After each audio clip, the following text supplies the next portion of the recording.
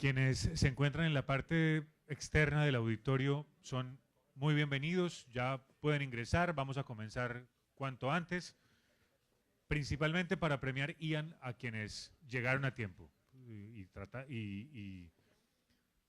para evitar dar mensajes equivocados ¿no?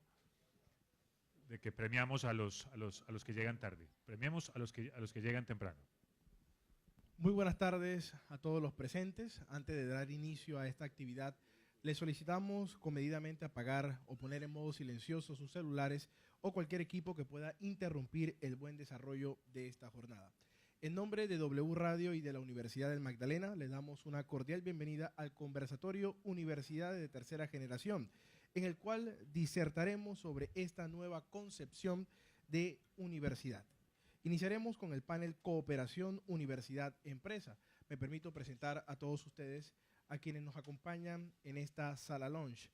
Está Hugo Pardo Kuklinski, él es doctor en comunicación por la Universidad Autónoma de Barcelona, fue fundador y director general de Ouliers School, fundador de campusmóvil.net en el año 2018 y 2010. También ha sido autor de una trilogía de libros sobre cultura digital, un radar para producir el post-digitalismo, Planeta Web 2.0, inteligencia colectiva o medios Fat Food. Desde el año 2005 es productor de digitalismo.com. Vive en el pueblo más bonito del Mediterráneo español, en Cadaqués.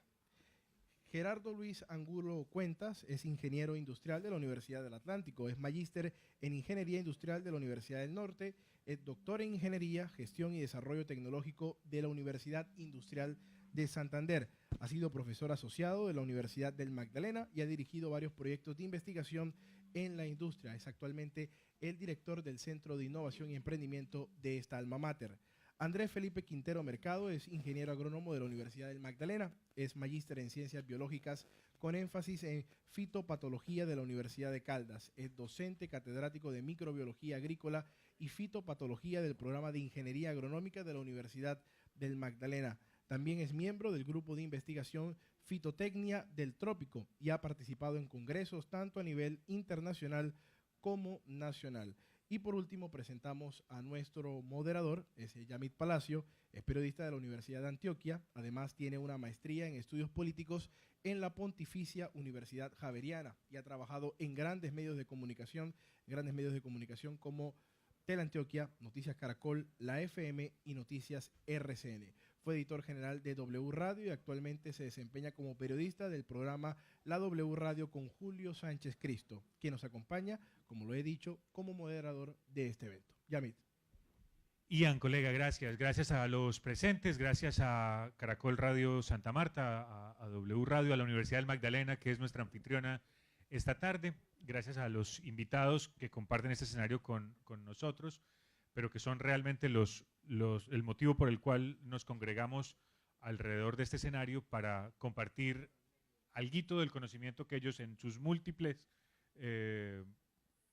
posgrados han ido acumulando, pero sobre todo para una discusión muy pertinente en los tiempos actuales y que, bueno, es tal vez la pregunta desde siempre, el papel de la universidad, pero en los actuales tiempos es todavía más pertinente. Y yo creo que en cualquier parte del libro, de cualquier libro o en cualquier parte de una clase de profesores, ustedes llegan y dicen, bueno, lo que vamos a entender por es esto. En un libro, lo que vamos a entender por emprendimiento es esto, lo que vamos a entender por innovación es esto. Lo que vamos a entender por universidades de tercera generación es esto. Y yo quisiera que para ubicar un poco al público en el mapa, profesor Pardo Kuklinski, empezáramos con usted. Cuando los convocamos a pensar en las universidades de tercera generación, ¿de qué estamos hablando? Buenas tardes, bienvenido. Muchas gracias. Bueno, una universidad que dialogue de una manera más eficiente con la sociedad, ¿no? Es decir, en todos los aspectos, que tenga pedagogías innovadoras, que coloque al estudiante en el centro del proceso, no lo coloque ni al docente, ni a las autoridades, ni a la administración pública, sino al estudiante. Y con respecto a la investigación, que haya un diálogo eficiente entre lo que se investiga y la sociedad, ¿no? Y es un poco, en el caso de Iberoamérica, replicar de alguna manera o intentar imitar el modelo anglosajón, ¿no? En cuanto a la relación universidad-empresa.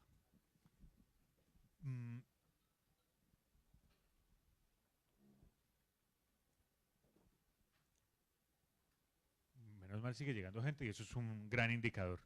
Profesor Gerardo Luis, ¿usted comparte esa definición o le agregaría otra cosa? Bueno, estoy completamente de acuerdo con Hugo. Hugo sabe más que yo de estos temas, sobre todo en la práctica. Me profundizaría un poco más en el concepto histórico, el devenir histórico de la Universidad de Tercera Generación. Partimos de una universidad que inicialmente, la Universidad Milenaria, que solo dedicaba a formar profesionales. Tuvimos una segunda generación de universidad que también formaba gente, pero investigaba, pero esa investigación quedaba un poco encerrada a unas élites y a las que estaban dispuestos o tenían con qué pagarla. Y estamos hablando ya de la Universidad de Tercera Generación, que es la que en Unimagdalena nuestro rector ha querido llevarnos a ese lugar, es aquella que resuelve los problemas de la sociedad. Es decir, forma gente, hace investigación, pero esta investigación, como lo decía muy bien Hugo, dialoga con las sociedades y le pregunta qué le duele, qué necesita, y desde la universidad planteamos soluciones a esos problemas y le brindamos información de calidad al Estado, por ejemplo, que es el verdadero encargado de solucionar los problemas. Es decir, esa universidad dialogante, como lo plantea el doctor Pardo. Y ya lo vamos a ir desglosando. Y profesor Quintero, ¿algo más que agregar a esa definición? Bueno, buenas tardes para los presentes. Pues sí, realmente la investigación no puede quedarse solamente en un artículo científico o en una tesis, en un libro, en una biblioteca. Debe trascender, efectivamente, es lo que todas las universidades deben de ir unidas hoy en día. Sobre todo la investigación debe ser de carácter holístico, siempre he defendido eso. Resolver una problemática que la sociedad esté enfrentándose, en este caso, desde el punto de mi formación como agrónomo, nuestro compromiso de la seguridad alimentaria y la investigación en nosotros es básica hacia eso. Un componente principal de todas las sociedades y del mundo, que es la alimentación. Y en efecto, las universidades hoy en día deben de manejar ese sistema de emprendimiento, de decirle al estudiante que hay otras opciones, otras puertas que se pueden abrir a través de todo eso, y que es justamente a una población que sea vulnerable y que lo necesite. En ese sentido sí estoy de acuerdo. Y partiendo sobre todo de una pregunta problematizadora, que es lo que como investigador uno siempre debe entrar a formular y a darle como un objetivo a la investigación para obtener unos resultados de calidad y que trasciendan a la sociedad. Yo no quiero ser reduccionista, pero en cada uno de estos debates siempre se ponen como ejemplo unos países que lo lograron mejor, ¿cierto? Y entonces siempre nos remitimos a los mismos referentes, dependiendo de cuál sea el tema. Cuando se habla de educación siempre se habla del modelo finlandés. Y todo el mundo dice, no, queremos ser como Finlandia. Y cuando se habla de temas de desarrollo económico y tecnológico, no, entonces hay que mirar a Corea. Yo traje mi tableta coreana para despistarlos a ustedes, para que creyeran que yo era muy tecnológico y que no me vieran con mi libreta de apuntes de periodista de siempre, que es una libreta de papel. Esta vez hice mis apuntes en mi tableta Samsung. No porque tenga algún pacto de propaganda con Samsung, sino porque eso me sirve de excusa para algo que hablábamos más temprano con el rector. Al recibir al embajador de Corea, dice él, el embajador de Corea viene a hablar de microchips y de microprocesadores y de aparatos de última tecnología, y él se preguntaba, ¿y yo qué le ofrezco? ¿Cierto? Banano de la región, café de la región, carbón de la región, ¿yo qué le ofrezco? Porque, pues obviamente no estoy diciendo que algo sea mejor, no lo estamos poniendo en términos de qué es mejor que la otra cosa. ¿Por qué cuento esto? Porque todo el mundo pone el ejemplo de Corea como un país que muy rápidamente se desarrolló con base en educación. Y entonces, profesor Pardo, la pregunta es, si uno primero tiene que resolver para poder llegar a un nivel de desarrollo como los que queremos conseguir, primero tiene que cambiar todo el sistema educativo, todo el aparataje industrial, o eso la experiencia de los otros países ha mostrado que se puede hacer paso a paso. Bueno, una nota a pie de página de lo que decías, ¿no? Le ofrecemos banano y le ofrecemos la patente del profesor, ¿no? Es decir, un medicamento orgánico, digamos, que proteja las posibles enfermedades del banano. Ahí está el valor añadido, digamos. En la medida que no salgamos del banano, tenemos un problema. Pero por eso a mí me causa mucho orgullo la patente del profesor, porque es muy difícil lograr eso, y ahí donde, creo yo, tenemos esa enorme diferencia en términos económicos y de crecimiento económico. Países que generamos muy pocas patentes contra países que generan muchísimas patentes, ¿no? Y la patente en la sociedad del conocimiento es valor, y en la economía del conocimiento el banano tiene un valor, tiene un rol secundario, y las patentes un rol prioritario. Claro, profe, pero, y perdón, ya entramos en confianza, entonces yo le digo profe y todo. Es porque siempre hay quien está diciendo, no, pero es que yo soy sector productivo, a propósito de lo que estamos hablando de interacción entre la universidad, la empresa y el Estado, el sector productivo dice, no, pero es que a mí, digamos, yo no soy más competitivo o no soy más desarrollado tecnológicamente porque es que la mano de obra que me entregan no está suficientemente capacitada. Y la educación superior dice, pero es que la educación básica no está suficiente. Y así todo el mundo se va excusando de su responsabilidad, diciendo que es que en el otro eslabón de la cadena no tiene partners. Por eso vuelvo a mi pregunta anterior, si es que eso se puede resolver todo simultáneamente o hay que poner el énfasis prioritariamente en uno de esos eslabones para intentar jalonar a los otros. Bueno, es un problema, como todo problema, es holístico y tiene muchas variables. En el caso de la universidad me parece que el tema de la inversión es clave, lo estamos viendo ahora en vivo con este edificio nuevo, la inversión es clave, la inversión en mejores salarios docentes es clave, la inversión en investigación es clave. ¿Lo soluciona? Y lo mejora. También es cierto que tenemos problemas en la educación de segundo nivel y tenemos problemas en la educación de primer nivel. En lo que respecta a la universidad, digamos, invertir en el sistema de investigación, invertir en la logística de la universidad es fundamental. Es decir, es un antes y después. ¿Alcanza? Probablemente no, pero podría ser un buen punto de partida. Profesor Angulo, ¿qué es lo que tendría que primar? O sea, usted ha hecho investigación, conoce a los investigadores, conoce a los emprendedores. ¿Dónde podría estar la falla en esa comunicación entre esos tres actores, universidad, empresa, Estado? Bueno, lo hemos venido resolviendo. La verdad, estos 2 últimos años acá en la universidad han sido un periodo pues, muy satisfactorio a nivel personal, porque hemos encontrado en los empresarios que desconocían las capacidades de los estudiantes y profesores Unimagdalena. Hoy ya llevamos 3 versiones de un programa que se llama Innova con Nosotros. Los empresarios nos buscan desesperadamente con un problema y nos dicen, queremos que la Universidad del Magdalena nos ayude a resolver esta problemática que tenemos. Digamos que el primer paso era que la gente confiara, porque estamos en un territorio donde la gente desconfía mucho y el Estado desconfía de los empresarios desconfían del Estado y todos de la universidad.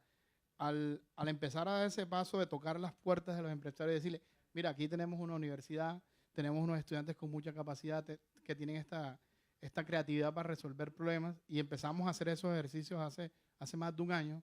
Al principio fue duro, pero en la medida que se manifiesta esa confianza, y yo creo que el trabajo del profesor Andrés Felipe Quintero con otros profes ha sido muy importante, porque nadie se imaginaba que la primera patente del Magdalena iba a salir de la Universidad del Magdalena. Entonces eso nos está abriendo muchas puertas, no solo hacer investigación, sino mostrársela al empresario, así no nos compre inicialmente, así solamente tengamos esa información, esa solicitud de resolver el problema. El solo hecho de que los empresarios toquen la puerta a ver cómo podemos resolver, pues nos va a canalizar más confianza y recursos. Cuando empezamos el programa Innova con Nosotros, lo hacíamos con recursos completamente a la universidad y con capacidad instalada en la universidad. Ahora ya nos invitan a que vayamos a las empresas, les desarrollemos un taller, les ayudamos a resolver sus retos. Yo creo que fue ese paso de, si nadie confía en nadie, nos tocó tocar las puertas de la empresa, y en eso ha sido fundamental. El rector, desde el momento de su posesión, dijo, yo quiero trabajar de la mano del gobierno local, del gobierno departamental y de los empresarios. La verdad fueron los empresarios los que primero empezaron a como a copiar el mensaje, pero ya vemos más presencia de todos los organismos del Estado para ayudarlos a resolver los problemas. Profesor Quintero, lo han puesto a usted de ejemplo de una manera de romper el círculo vicioso de la desconfianza o de un caso de éxito que permite que otros se antojen de decir, bueno, si ellos pudieron, pues yo por qué no voy a poder. En principio la patente era un objetivo o el propósito era resolver el problema de una plaga o de un asunto sanitario en un cultivo y después dijeron, no, aquí alcanzamos ya un nivel tal que merece que hagamos la solicitud de patente. Bueno, realmente sí, desde el primer instante, dentro de los objetivos del proyecto, porque valga aclarar, fue un proyecto con una financiación interna de la Universidad del Magdalena por $1.000.000. Pues yo hago la salvedad siempre porque realmente los estudiantes piensan que las investigaciones o las grandes investigaciones deben de tener los super laboratorios, super las cosas, pero yo les pongo el ejemplo. Con $1.000.000 alcanzamos un logro, un éxito. Entonces, desde que se formuló el proyecto, se colocó dentro de los productos esperados a futuro hacer una patente. Entonces, el mundo, en toda la industria de los productos agroquímicos, todos los productos, valga la redundancia, son patentados por esa misma importancia que tienen para solucionar problemas desde el punto de vista de moléculas químicas. Entonces, nosotros buscando una alternativa a las aplicaciones de productos que en algunos casos puede ser indiscriminado, afectaciones tanto para el productor, en su bolsillo lo toca, pues se dice que aparentemente puede generar gastos en totales del cultivo del 40% total de la producción, algo muy elevado para combatir este hongo o este parásito.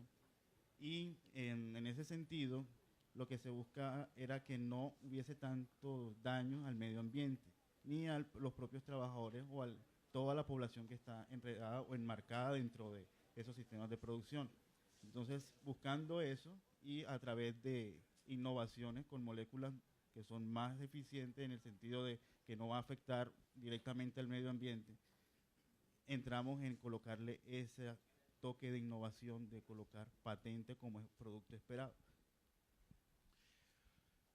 Vuelvo con el profesor Pardo para preguntarle por esas excusas, por esas respuestas prefabricadas que pareciera haber siempre en el mundo académico, en el mundo empresarial y en el mundo del Estado, que es casi como ni siquiera hagamos el esfuerzo de pensar. El Foro Económico Mundial acaba de establecer en Medellín un centro para la cuarta revolución industrial. Entonces un tuitero muy agudo decía, pero si no hemos podido llegar a la segunda. O sea, ¿qué estamos haciendo nosotros en la cuarta revolución industrial? Y así, no, es que ¿cómo vamos a innovar si nuestros laboratorios son todavía muy precarios? No, es que para hacer inventos o para trabajar en ciencias se requieren muchos recursos. ¿Cómo combatir esas barreras mentales? Bueno, no sé de dónde viene el tuitero, el comentario, ¿no? Me parece que en la cuarta revolución industrial es un fenómeno global. Te toca aunque no quieras, digamos, ¿no? Te toca un lado o te toca el otro, ¿no? Te toca positivamente o negativamente.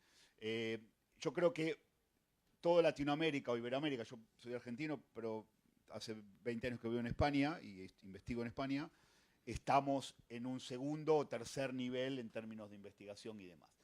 Pero, sin embargo, en países como Colombia hay nichos de investigación que dialogan con ese primer nivel, otros que dialogan con el segundo y otros que están muy rezagados. O sea, que no es tanto un problema del país, sino de ecosistemas, ¿no? Tú hablas de Medellín en ciertos aspectos está bien, es una referencia global en tema de Smart Cities, por ejemplo, y me parece que se trata más de, no sé si pensar tanto en términos de país, porque alguien decía que para solucionar la complejidad hay que reducirla, ¿no?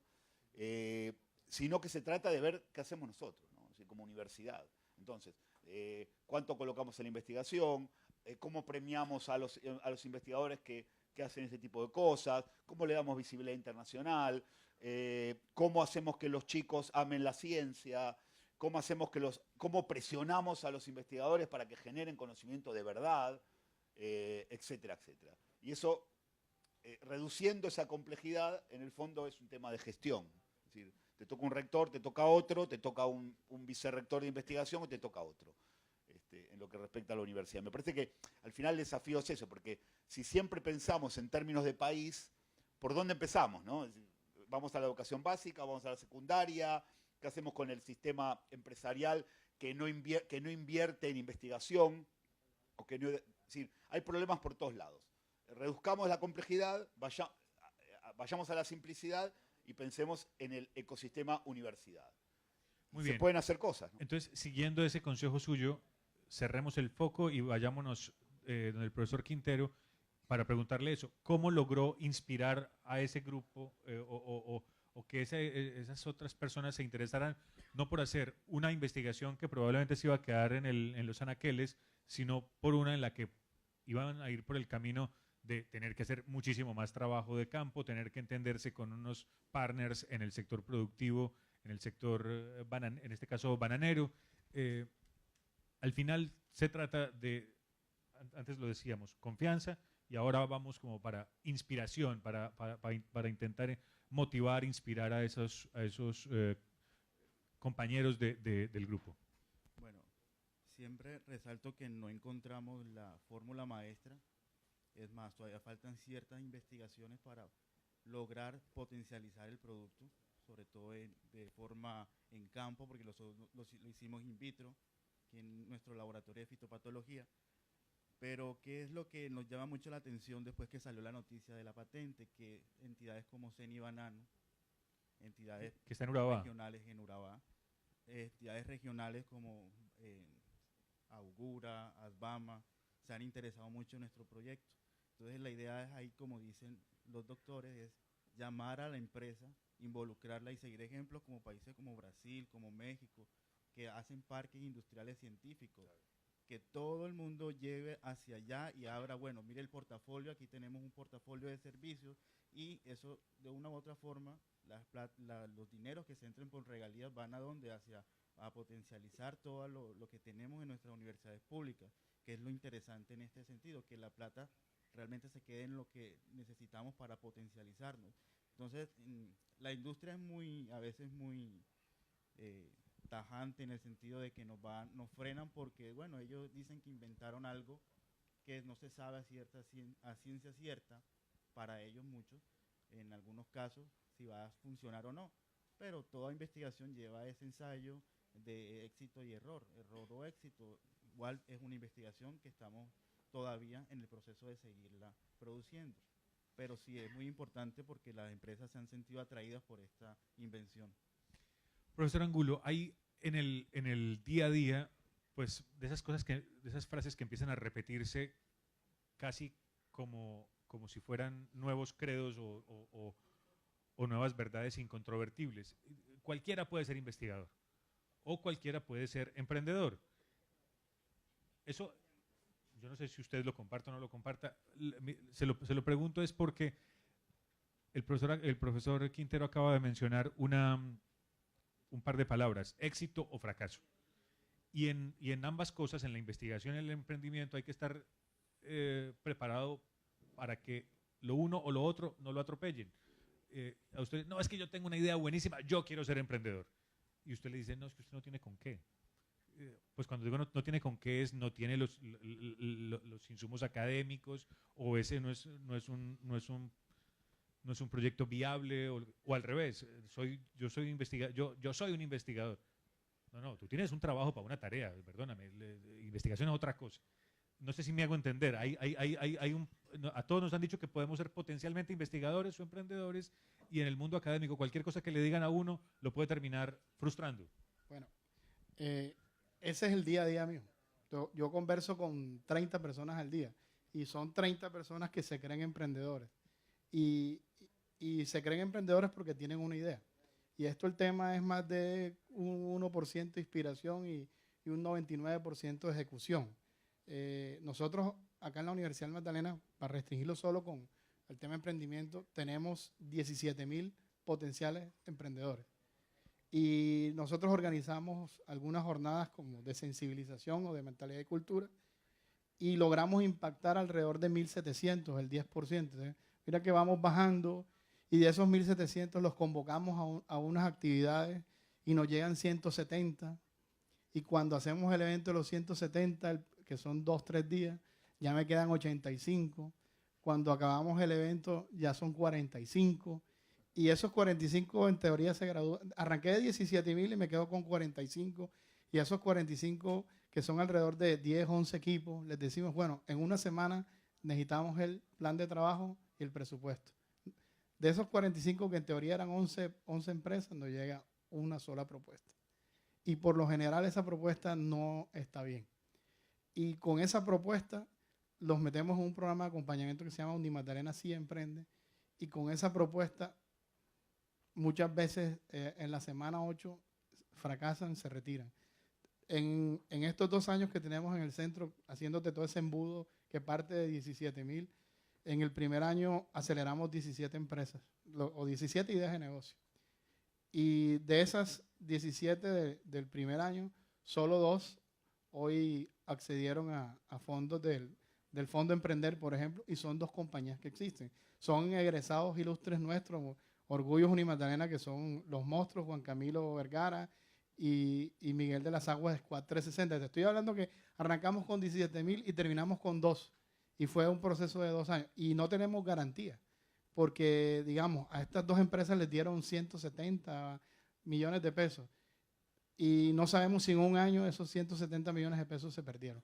Entonces, la respuesta después de todo esto es, todo el mundo es potencialmente emprendedor, pero no todo el mundo es ejecutor de esa idea de negocio. Muy bien. Volvemos a una idea clave en todo esto que la mencionó el profesor Pardo desde el principio, que es agregar valor. Los emprendedores dicen, ¿y usted por qué es emprendedor? Pues yo tengo un puesto de empanadas. Sí, es un emprendedor, es decir, es alguien que emprendió una empresa pequeña, hace un producto, lo vende, tiene un proceso de producción, en fin, pero en este lenguaje del que hablamos ahora, de los ecosistemas de innovación, de emprendimiento, estamos hablando de otra cosa, de agregar valor.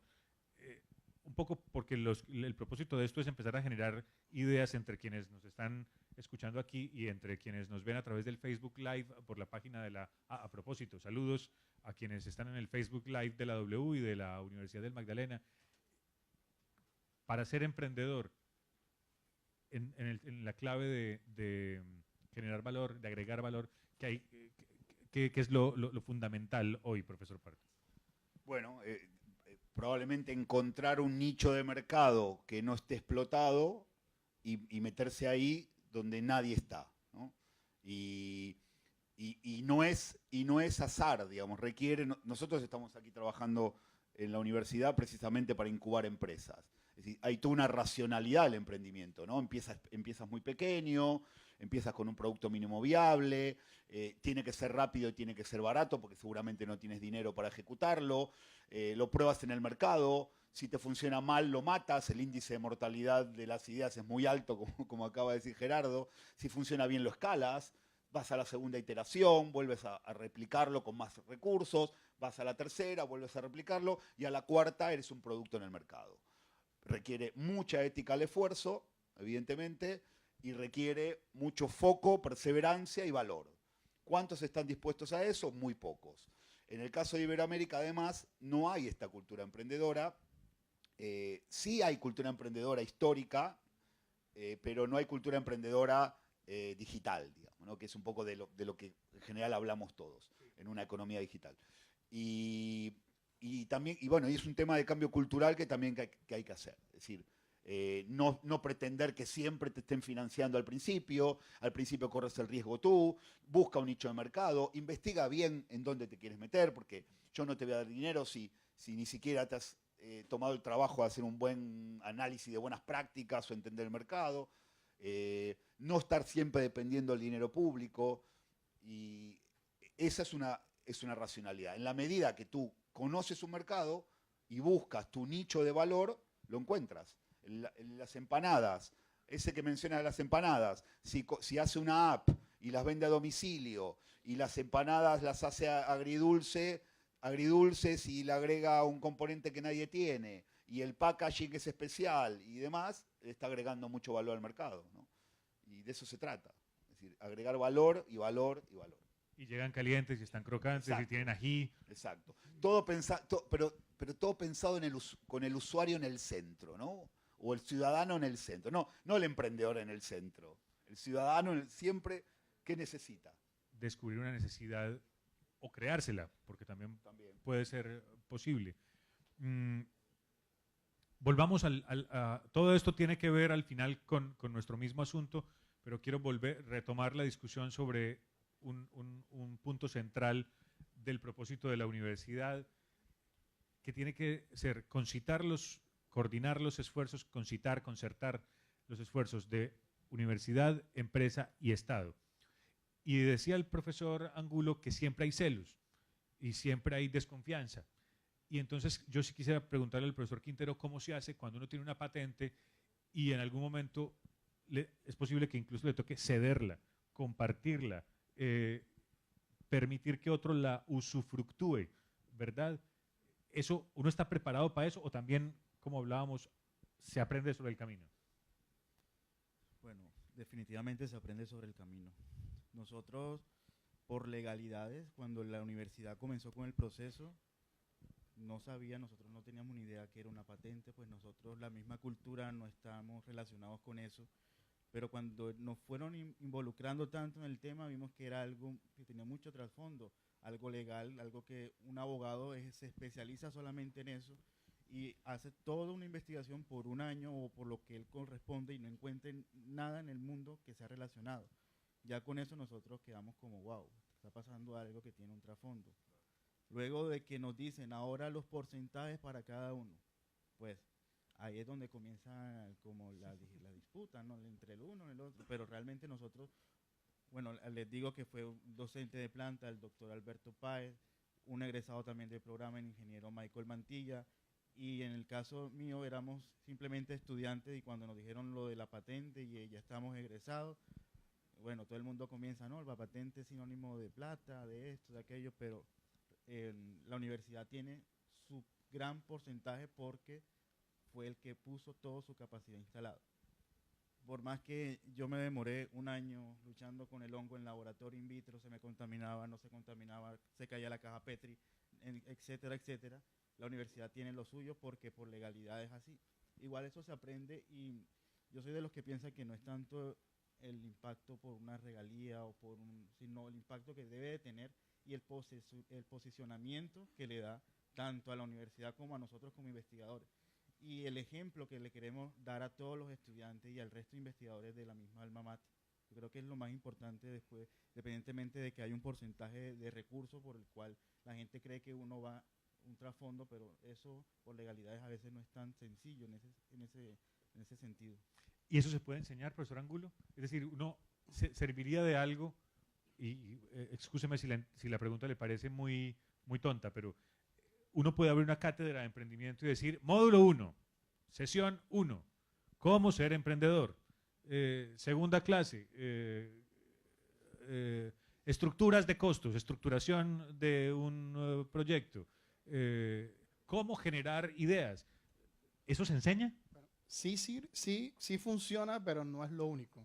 Yo no me atrevería a decir que no funciona, pero no tiene mucho impacto. Nosotros en la práctica nos hemos dado cuenta que los talleres vivenciales son los que producen mejores resultados. Por eso traemos a Hugo Pardo. Y a mí me gustaría que Hugo Pardo sí explicara cómo se enseña, sino cómo se descubre ese emprendedor que la gente tiene por dentro. Entonces, el profe Hugo Pardo es el que puede explicar muy bien eso. Pero si me permites, quiero agregar algo que decía él.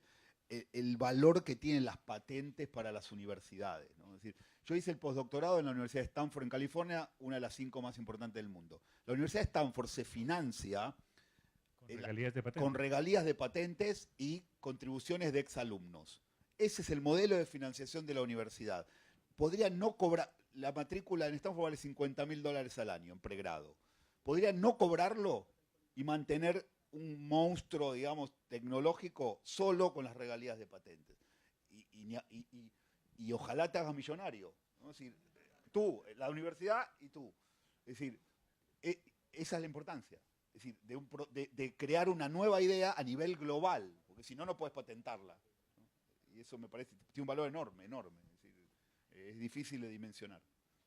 Y decía el profesor Angulo que nos refiriéramos a los talleres vivenciales y a ese esfuerzo que se ha hecho. Sí, es decir, nosotros trabajamos en talleres de pregrado y de posgrado, incluso con docentes, y pasa un poco lo que comenta Gerardo, se va quedando gente en el campo. Hay como una situación de crear incluso artificialmente problemas para que la gente se vaya cayéndose hasta que queda el último. Ese es emprendedor, ¿no? Y al final la vida es esa, ¿no? Cuando uno escucha las conferencias TED y te cuenta que subió al Everest y que no sé qué. Es decir, tiene que ver con tu disposición individual para lograr cosas que otros no logran y que tú dices, ¿cómo pudiste hacer esto? Pero también tiene que ver con una sociedad que avale eso, que financie eso y que lo vea como algo positivo. Y en el caso de América Latina, que tenemos un problema muy grave en ese sentido. Es decir, probablemente a él se lo pueda ver como un nerd y el otro que está robando dinero y que es corrupto y que está con su yate, ese es un exitoso, ¿no? Sí. Y eso es un desastre en términos culturales. Pero en esto de los talleres vivenciales y de los casos inspiradores, ¿no hay también un peligro? Y esto quisieran que los tres me lo respondieran para ver si lo han encontrado en los casos que han conocido. Porque entonces le dicen, a veces hay casos de esos que pueden ser como un tiro en el pie, para decirlo metafóricamente. Profesionales que dicen, mire, yo lo que logré y yo no pasé por la universidad. Varias de esos charlas TED dicen exactamente eso. Yo me gané, hice un emprendimiento, entonces tengo ¿cómo le llaman ahora? Un unicornio, o tengo dependiendo de las clasificaciones del tipo de empresas, por las ventas, o en fin, no, yo no pasé por la universidad. Entonces dice, entonces, ¿yo qué estoy haciendo? Estoy poniendo un inspirador que dice que no hay que pasar por la universidad. O dos, hay otros que se vuelven ejemplo es por la cantidad de dinero que son capaces de acumular es decir, el indicador para medir su éxito está dado por la cantidad de dinero que logró obtener su empresa en determinado tiempo.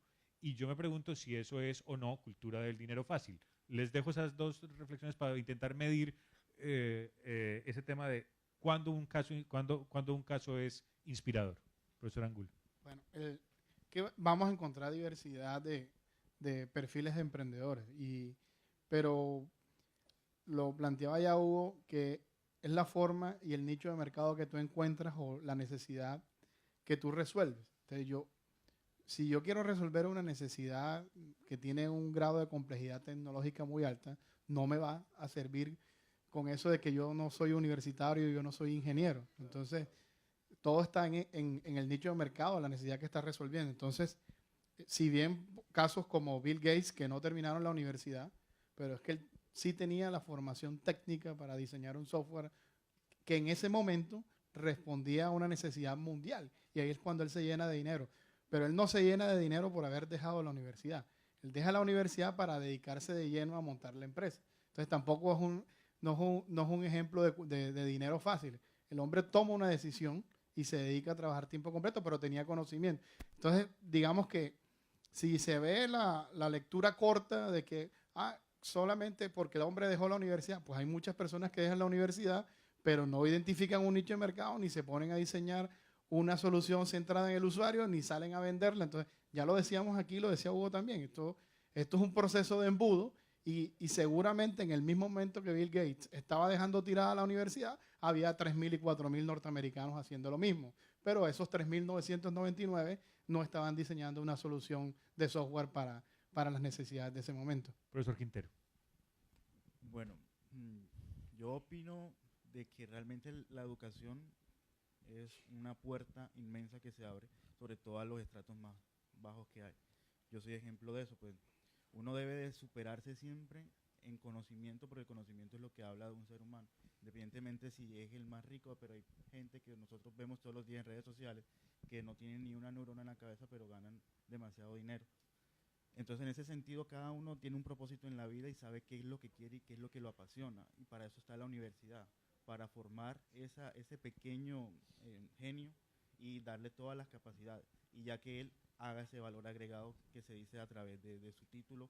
Y en ese sentido también me refiero a otro ejemplo, que es la persona que es profesional de algo, pero emprende en algo completamente diferente a lo que estudió. Y se ven muchos casos de eso, que la idea sería que yo como agrónomo emprenda en algo relacionado a la agronomía, no algo relacionado con una tecnología de belleza o bueno, algo así, pero sí sería un llamado de atención a esos profesionales y decirle, emprendan en lo que realmente estudiaron 5 años en una universidad, porque eso es lo que va a hablar mejor de uno como profesional y como persona estudiada. Profesor Pardo. Bueno, el éxito empresarial no implica necesariamente pasar por la universidad, ¿no? Es decir, hay millones de casos que no... El empresario más rico de España, el dueño de Zara, Amancio Ortega, no... Yo le digo a Amancio porque somos amigos. Creo que no sé a qué nivel estudio, pero no pasó por la universidad. Y es un emprendedor y es un innovador nato. Probablemente él no pasó, pero todos sus directivos, todos los niveles gerenciales, todos son investigadores. Y en el caso de Microsoft lo mismo, ¿no? Es decir, él abandonó, pero todos los equipos pasaron por ahí. Pero bueno, no es necesario. Es decir, me parece que la universidad tiene como diferentes escalas de valores. Yo cuando vengo a la Universidad del Magdalena, y alguna vez lo he hablado con ellos, y veo niños de 18 años que parecen de 15 y los veo que están aquí entrando y los veo tímidos y veo que van a salir con 22 o 23 empoderados. Ese ascensor social que tiene la universidad pública tiene un valor enorme, ¿no? Y ese es el primer valor. Después tienes el valor cívico, después tienes el valor de investigación y al final está él, ¿no? Es decir, como ese embudo de no todos van a llegar ahí, es imposible, y la gestión tiene que atacar todas esas categorías y lograr que alguien llegue arriba, no todo, ¿no? Pero es evidente que la universidad pública tiene un rol increíble en el tema de hacer la investigación cool, ¿no? De hacer que la investigación sea algo sexy en términos sociales. Y ese es el rol de la universidad y de los investigadores. Eso lo percibimos en los grupos de investigación calificados, avalados por Colciencias, en los que logran mayor financiación, en los que logran tener un mayor nivel de interlocución con el sector privado.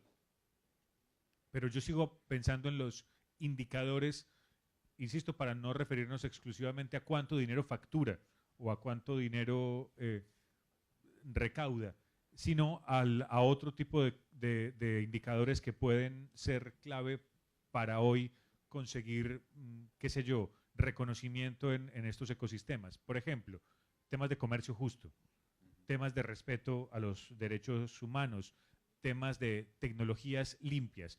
Eso se está discutiendo en estos entornos para que esos nuevos emprendimientos, profesor Angulo, digamos, tengan otra manera de medirse. Bueno, aquí dentro de nuestro programa de acompañamiento Unimagdalena Sí Emprende, estamos trabajando las metodologías B o triple impacto. También manejamos el esquema de emprendimiento sostenible o emprendimiento verde. Realmente, si revisamos todas esas metodologías, volvemos al primer origen, que es que sea tecnológicamente viable, factible, perdón, que sea económicamente viable y que resuelva una necesidad. Estamos en un departamento que tiene graves problemas sociales, tiene grandes retos medioambientales, ya lo decía Andrés Felipe también con el tema de que somos al mismo tiempo un problema en seguridad alimentaria, pero también somos solución en seguridad alimentaria. Estamos a muy poco de firmar estos convenios para hacer Academia B, que resuelve mucho de problemática social, incorpora que los modelos de negocio sean sostenibles socialmente, ambientalmente, y creo que el principal rol de la universidad, ya lo decía Hugo, es ese ascensor social, pero al mismo tiempo el de proveer ideas de soluciones creativas, no tanto implementarlas. Entonces nosotros lo que hacemos es llevar a las personas que llegan a un primer semestre con 15 años, 16, es que salgan de la universidad con esa concienciación de que debe ser un emprendimiento económicamente viable, tecnológicamente factible, sostenible y además amigable con la sociedad o que sea justo. O sea, todos esos elementos salen, el graduado de nosotros sale con ese sello. Ya cuando llega a la sociedad es donde vemos si efectivamente esa huella Unimagdalena surge. Nosotros estamos trabajando en eso. Te podríamos mostrar indicadores que verifiquen esta información que te estoy dando, pero el impacto se da cuando el emprendedor monta la empresa. Otro indicador hablando de indicadores, de cómo nos está yendo es que en los últimos 3-4 años hemos crecido en proyectos en cooperación universidad-empresa o universidad-estado. Entonces, a veces eso no se ve en las patentes, porque muchos de los problemas de la sociedad no se resuelven con patentes. O sea, porque esa es una arista. Mi formación es de ingeniero y para mí es un orgullo que la Universidad del Magdalena tenga la primera patente del Magdalena. Pero sé que no todos los problemas de la Universidad del Magdalena se resuelven con patentes. También se resuelven ya que veo colegas acá de salud, con guías de procedimiento clínico, con guías de atención personalizada. También se resuelve con metodologías sociales que se reflejan en libros. Creo que es una muestra y Andrés Felipe es una inspiración, pero no es la única fuente de inspiración. Yo no sé hasta dónde los puedo meter en problemas con esto que les voy a mencionar, pero espero que no sea demasiado profundo el problema y si no, que se solucione. Profesor Quintero, en las universidades hay gente que dice hacer investigación o que hace efectivamente investigación, pero cuando usted ve los papers que hace, los documentos que hace, los productos que entrega, son fundamentalmente documentos o papers que son para subir en el escalafón, es decir, para estar mejor cualificados o para al escalar en ese ranking, pues ganar más dinero. Y no digo que esté mal, es decir, pero eso sigue siendo hoy un problema de las universidades, particularmente de las universidades públicas, el hacer investigación básicamente para mejorar en el escalafón y no necesariamente para solucionar problemas concretos. Bueno, desde el punto de vista de mi experiencia, no voy a hablar de otro profesor, ni más faltaba.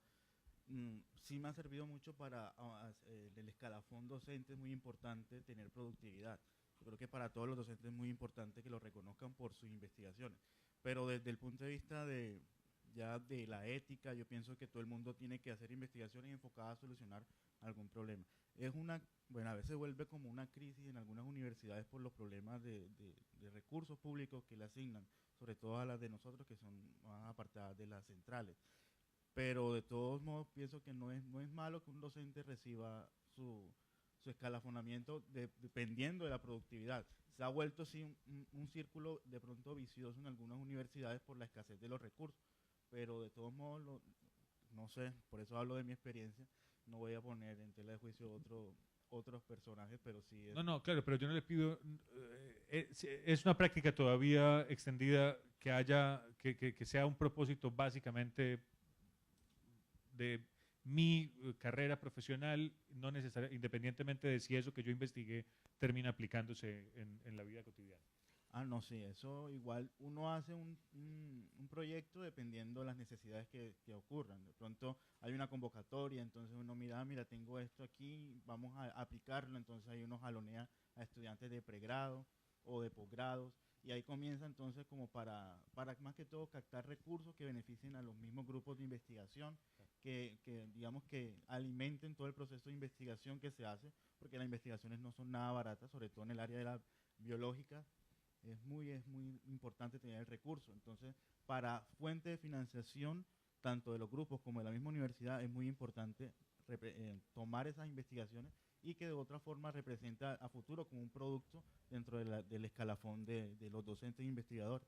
Profesor Pardo, lo vi a sentir. Sí, no, coincido contigo y has dado en la tecla. Me parece que hay toda una dinámica perversa de producir papers para seguir la lógica del sistema. El principal responsable es el regulador, en este caso en Colombia, Colciencias. Nosotros trabajamos mucho con divulgadores científicos en universidades, estrategias de comunicación científica. En España es ANECA. Hay un problema tiene que haber un cambio urgente de modelo de revisión de los resultados de investigación. Si el regulador te pide papers para subirte en el escalafón, tú harás papers, ¿no? El sistema está en una crisis absoluta. Las editoriales científicas son unos monopolios escandalosos. Publicar en revistas de clase A o clase B es muy difícil. La universidad termina pagando 2 veces porque paga al investigador para que investigue, pero luego paga la revista para poder comprar los derechos de uso de los artículos. Todo eso está en crisis, sobre todo con el tema de los journals de acceso abierto, los repositorios, todo ese sistema está en crisis.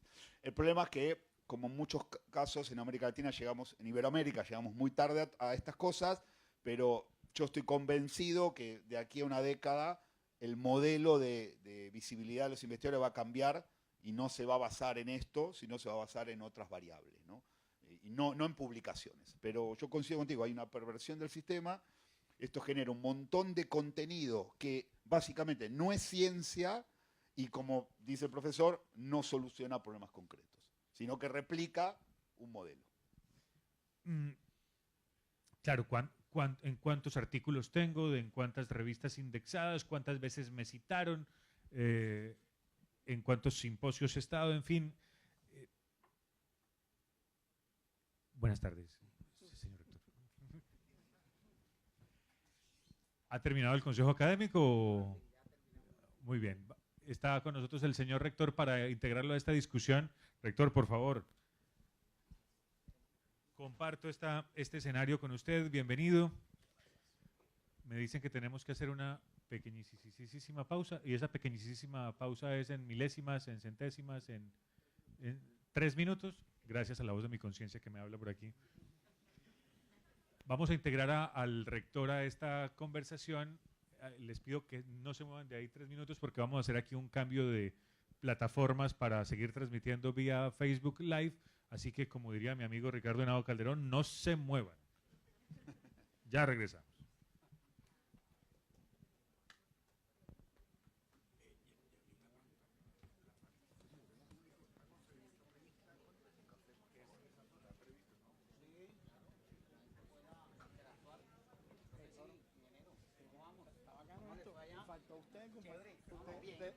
La introducción de tercera generación la tenía que hacer usted, la hice yo.